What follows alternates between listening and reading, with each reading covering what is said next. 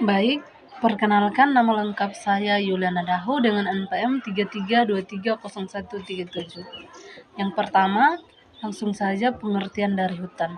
Hutan itu sendiri merupakan kawasan yang didominasi oleh pepohonan dan berbagai jenis tumbuhan, serta sebagai tempat tinggal makhluk hidup. Yang kedua itu fungsi hutan. Fungsi hutan yang pertama itu sebagai paru-paru dunia, yang kedua itu sebagai tempat penyedia oksigen, yang ketiga itu sebagai tempat tinggal makhluk hidup. Yang ketiga itu sumber daya alam. Sumber daya alam merupakan segala sesuatu yang berasal dari alam yang dapat dimanfaatkan untuk memenuhi kebutuhan hidup.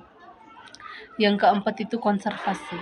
Konservasi merupakan upaya untuk menjaga atau melestarikan makhluk hidup. Yang kelima itu ekosistem. Ekosistem merupakan sistem ekologi di mana terdapat hubungan timbal balik antara makhluk hidup dan juga ekosistemnya.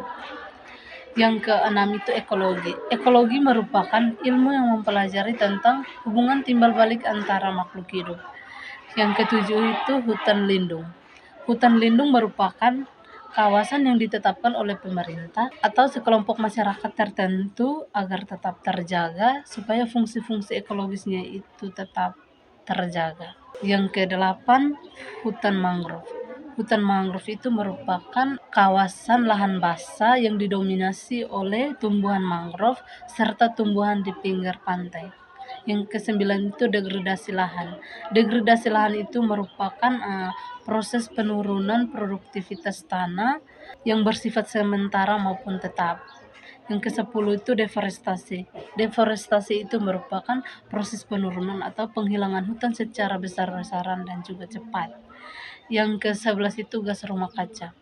Gas rumah kaca itu sendiri merupakan gas-gas di atmosfer yang merangkap panas dan menjaga suhu agar tetap stabil. Yang ke-12 itu lingkungan. Lingkungan itu sendiri merupakan segala sesuatu yang ada di sekitar manusia termasuk benda hidup atau biotik maupun benda mati atau abiotik.